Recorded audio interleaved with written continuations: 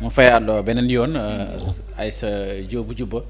vraiment di kontaan lool ci émission fajar bi ni nga koy présenté di ko doxale kon mbokk ñi ñëw ak yéen ci lu gën a fës ci njëkkee ko Direct News mu ngi ñëw ci le royaume du Maroc, une monarchie enracinée dans l'histoire et tournée vers l'avenir. Le coup de projecteur de Abdou Khadre Sall moom la Direct News dal di ñëwee ci foofu nga xamante ni rek mooy Maroc. Alors que certains médias étrangers évoquent une atmosphère de fin de règne. Le Maroc continue de s'inscrire dans une dynamique de continuité et de transformation. La monarchie marocaine, au-delà de la personne royale, demeure une institution solide qui allie héritage historique et vision moderne. Aïssa fii nga xamante rek moom mooy Maroc dikk na ci journal dikk na ci royaume du Maroc ni muy doxalee ci côté monarchie. mbokk bu ñu jógee ci xeetu yéenekaay Direct News dañu ñëw ci enquête yéenekaay li mu ñëwee tey affaire Juan Branco contre État du Sénégal les pièces du Pulse moom la ko dikkee mu ngi nii ci journal bi. Juan Branco xam la lay contre Sénégal. Ce que réclame le garde des Sceaux au juge du Madrid qui veut se substituer au juge sénégalais, les bizarreries de la plainte de M. Branco devant les tribunaux espagnols, les personnes et les chefs visés dans la plainte de l'avocat moom la enquête yéenekaay ñëwee ci l'affaire Juan Branco. Dette budgétaire FMI wax na erreur ak déclaration erronée yi nga xamante ni dara du ci dëgg. comme ni ko premier ministre Ousmane Sonko waxee woon FMI jox na dëgg. premier Ousmane Sonko ñëw ci journal bi après Japon tukki njiiti réew mi ñëw na jógee na Japon jëm fi nga xamante rek moom mooy Paris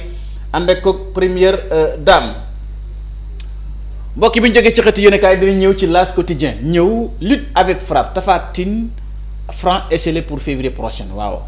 donc combat wu Tapha Tine ak Franc da dinañ ko officialiser mu war a nekk février prochain. Lumière sur la falsification des finances publiques le FMI félicite Sonko et Sy loolu la FMI dal di def ci li nga xamante ni moom la Ousmane Sonko dénoncé woon te Cour des comptes dal di ko dëggal FMI dal dina félicite Ousmane Sonko ak ñi mu ànd ak mooy l'ensemble des membres du gouvernement. mbokk yi bu ñu jógee ci xëtu yéenekaay ñëw ci le quotidien lu mu xëy tey. coopération entre le Sénégal et le FMI diggante Sénégal FMI journal bi dikk na ci mooy l'État propose un nouveau programme voilà ginnaaw bi nga xamante ni État du Sénégal lu ñu fi fekk wax nañ ne li ñu fi fekk indil nañu lu nekk dëgg ñuy woowaat partenaires yi ci dëgg loolu nag moo waral État du Sénégal proposé na un nouveau programme pour ñu nan fas yéene nekk collaborer ak Sénégal après l'audit du cabinet Forfi Mazars moo ko dal di auditer les chiffres falsifiés soumis au conseil d'administration, les propositions pour mieux gérer la dette qui est de 118,8% du PIB moom la journal bi xamle waaye nag falsification yi nga xamante gouvernement Sénégal annoncé woon na ko FMI yemal ci loolu dafa moom jëlaatal li nga xamante mooy information yi audité waat ko moo ko indi résultat bi 118% du PIB kon mbokk yi ba tey dañuy dem décédé hier maître Babo rend sa robe muy avocat yàlla na ko suñu borom xaral àjjana éliminé par le Maroc au tir au but Sénégal les Lions ratent leur but Maroc éliminé le Sénégal ci tir au but ci loolu ci championnat d'Afrique la mbokk yi bu jógee ci loolu ñëw ñu xëtu yéenekaay les Échos yéenekaay ñëw ci crue du fleuve Sénégal ci foofu ci Matam la xewee Matam franchit la cote d'alerte Bakel et Podor en danger. waaw loolu de lu ñu war a xoolaat des risques accrus liés aux pluies et aux barrages population en alerte et en appel à la prudence nga taw bi moom bu commencé ñëw moom ñi dëkkee ci côté géej gi rawatina ak inondation dana mara détaan bataille judiciaire les avocats de Lat Diop au front waaw avocat wu Lat Diop bi takk nañ ba mu dëgër le bâtonnier de maître Ali Fall a autorisé leur point de presse. Lat Diop tient plus jamais à se confronter avec Mohamed Dieng Lat Diop lu mu bëgg rek mooy janoog ki nga xamante rek mooy Mohamed Dieng ndaxte foo mu janoog ki nga xamante ni moom moo ko yoole wala ku ko porte plainte même la Cour suprême reconnaît les contestations sérieuses soulevées loolu la journal bi dal di xam ne moom mooy gis ni ci journal bi mbokk yi xëti yéenekaay dañ ñëw ci Soleil yéenekaay ñëw na ci Sénégal FMI ba tey des discussions productives discussion yoo xamante ne mën na jur njëriñ le FMI prêt à accompagner le Sénégal dans la conception d'un programme de réforme ambitieux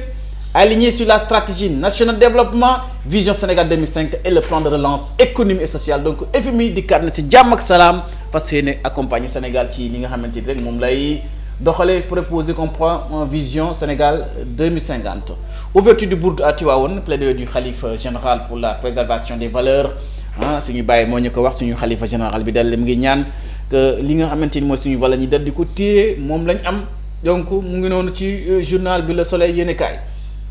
mbokk bi ñu jógee ci xeetu yéenekaay ñëw nañ ci ñëwaat ci l'évidence li mu ñëwaat ci le barreau du Sénégal en deuil way décédé maître Abdoulaye Babou yàlla yërëm ko yéexee ñi accès à l'information lanceur d'alerte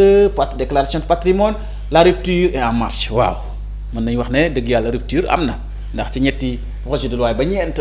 lu am solo la lu xamante ni daal day dëgëral réew dëgëral lu mel ni ci gouvernance mooy ñeenti loi yi rawatina accès à l'information lanceur d'alerte ak déclaration de patrimoine lu am solo le ministre Ousmane Diagne imprime sa marque ndax moom mooy ministre de la justice bu aaye bu dal di dem ji défendre ñeenti projet de loi ci l'Assemblée nationale mbokk bi jógee ci xëtu yéenekaay day ñëw ci la libération rejet de toutes ces demandes introduites devant le tribunal des référés voilà donc kooku mooy le juge livre Orica Sénégal au fisc le tribunal des demandes suite à exécution de titres de prestation portant sur 695,604 millions de francs CFA en nullité de l'avis à tiers détenteur lii ci Orica la xewee waaw mu nekk coow lu xamante ni daal yoon moo ko dal di décider donc détournement de mineurs séquestration et viol répété suivi de grossesse arrêté à Mbour par la division spéciale de cybersécurité le footballeur Landing Sissoko en eau trouble li doy na waar mara détail ba lii mu ngi am ci réew mi dañ di bàyyi yooyu waay association de malfaiteurs détention de MDMA aux fins de trafic international au blanchiment de capitaux Lortis casse la filière guinéenne autant de morts Domingo Armindo Biaba piégé intercepté au rond-point Liberté 5 donc mu nekk ma détaan ñii artiste bi ñi ngi def seen liggéey mbokki bi ñu jógee ci xëtu yéenekaay la Libération dañuy ñëw ci l'info yéenekaay li mu xam ne tey mooy déchu de tous ses mandats Barthélémy Diaz anatomie d'une chute donc loolu daal moom la journal bi xamle Barthélémy Diaz ñàkk na lépp ñàkk na député ñàkk na maire bi ñàkk na donc ci Cour suprême son univers politique s'effondre en une seule journée donc loolu la xamle Pape Diouf proche de Barthélémy Diaz Sénégal bu ñuy bokk a choisi une voie claire l'opposition frontale loolu la Pape Diouf wax ñëw ci Modou Lo roi des arènes Sa Thiès je le croise je l'écarte et je continue ma route Modou Lo de paxañ na leem na dégg nga Sa Thiès dugg ko ci saako ne kii mënuma tero dem sama yoon mbokk bi ñu jógee ci xëtu yéenekaay bi ñëw l'Observateur rapport GIABA période 2024 mi-2025 lan moo ñu cocaïne casse et cartel marché d'état doy na waar Dakar sous le radar et le Sénégal parmi les pays les plus exposés à l'intensification du trafic de cocaïne en Afrique de l'Ouest loolu doy na waar 28 milliards de francs CFA en poudre saisis en une semaine par les douanes sénégalaises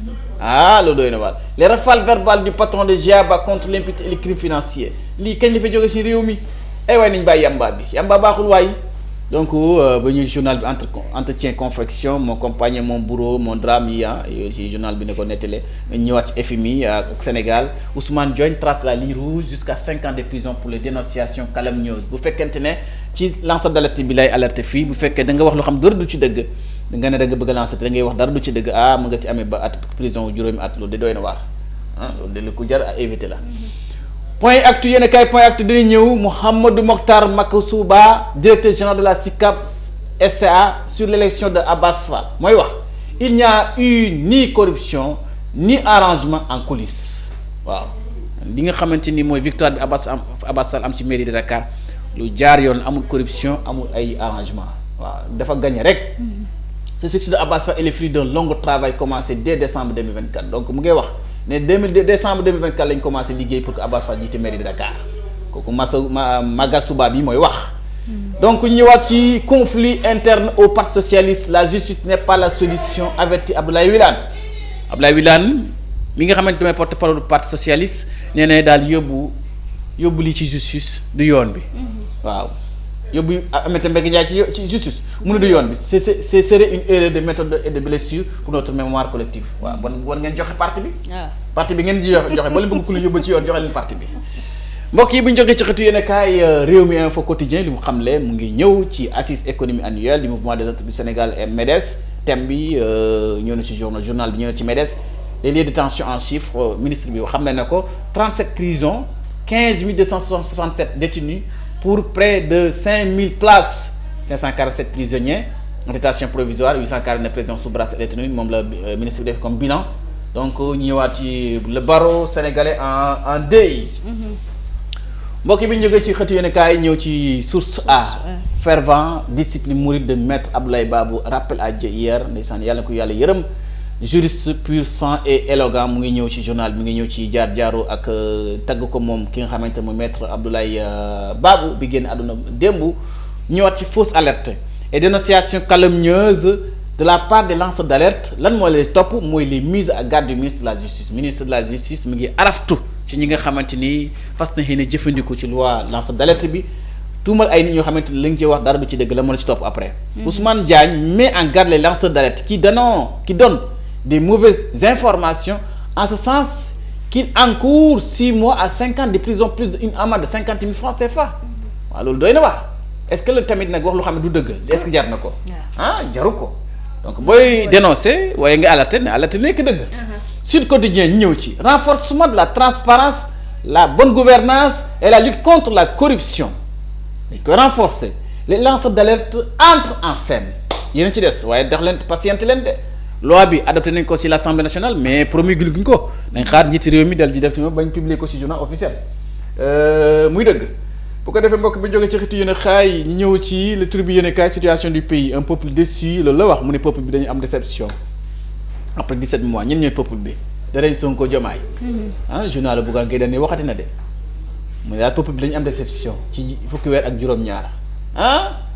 amul ni benn njëriñ Mamadou Sy Tounkara livre le rapport Red Bat auteur d'un signe polémique convoqué moom nañ ko waaw Mamadou Sy Tounkara ku mu nekkoon noonu plateau bi ginnaaw moom bu ñu ko convoqué moom Mamadou Sy Tounkara bàyyi ko convoqué nañ ki mu doon defal émission bi mbokk yi ñëw ci xëtu yéenekaay Vox Populi li mu xamle ba tey fausse déclaration sur les chiffres des finances publiques la dette du gouvernement central explose à 118,8% du PIB FMI moo ko xamle donc deru Sénégal bi mara détaillé le FMI et le Sénégal s'accordent sur des mesures correctives ñoom ñaar méngoo nañ maanaam mélangé waa nañ joxante nañ loxo pour dal di saafara li nga xamante ne moom mooy bor bi fii Macky Sall ak ñu mu ànd bàyyi fii mbokk yi bi ñu jógee ci xëtu yéenekaay ñëw ci Walf Quotidien ñëw na publicité dans les médias l'État se presse lentement président ñi ngi xaar publicité lañ bëgg xaar pour am revenu waaye état bi ci xaw a yéex le projet de loi sur la publicité dans les tiroirs le diktat du pouvoir politique conquérant dans le katam loolu ci Walf Quotidien njëkk na ci de daal lu ñuy wax daal mooy presse bi daal mu ngi xaar ay publicité mbokk bi ñu jógee ci xëtu yéenekaay ñëw ci yor yéenekaay mu ñëw rapport d'expertise sur la gestion financière de la LONASE des centaines de millions distribués en toute opacité loolu doy na waar loterie nationale sénégalaise le rapport d'expertise sur la gestion financière de la LONASE sous la direction de Lat Diop révèle des flux financiers d'une opacité inquiétante donc loolu la xamle journal bi mooy wax ci LONASE bi ko Lat Diop jiite li mu fa bàyyi mara détaillé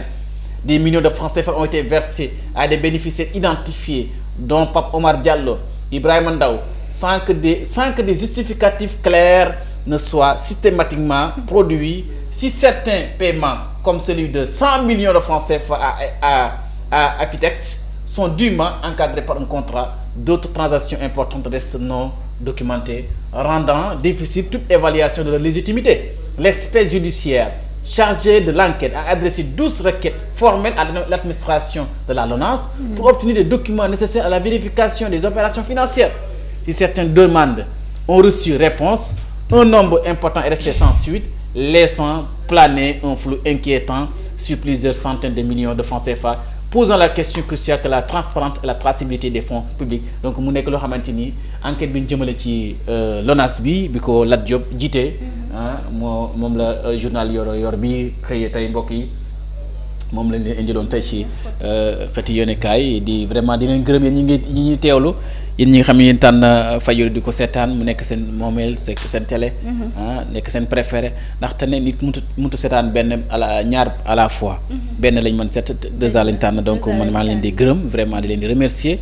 di leen wax ne nag continuer teewlu suñu programme day continuer merci beaucoup. jërëjëf Elmat kon ñu jox la dig daje ba suba incha allah. incha allah. jërëjëf mi ngi noonu Thierno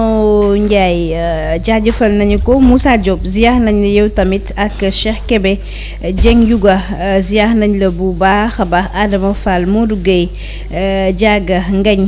Astou Sarr Fatou Diop Marie Gueye tonton Babou Ndiaye nuyuwaat nañ la bu baax ziar la Baye Fall Sarr Alioune Seck nuyu nañ la bu baax ak Moussa Diop jaajëfal leen mbokk yi ak ñàkki meng ca États-Unis ak Mbacke itam ca États-Unis ak képp fépp foo xam ni waaye mi ngi fa di ñu bàyyi xel Dieng Nabou nuyu nañ la ak waa Cambérène yëpp di leen ziar Germaine Michel Ayna ñu ngi lay ziar bu baax a baax di la nuyu itam mbokk yi ñu béggoon loolu toogoon fii doon leen présenter seen émission fajaru comme ni ko defee saa su nekk jaajëfal Abdou Fall le médiateur di ko nuyuwaat bu baax a baax jaajëfal itam Mansour Bitey ak Talla ñoom ñu nekkoon ci régie bi ba ngeen ñu mën a seetaan rek kon jàpp ci liggéey bi ñu ngi leen di jaajëfal équipe technique bi yëpp mbokk yi di leen wax ni léegi incha allah ci point actu bi dinañu waxtaane rek lu am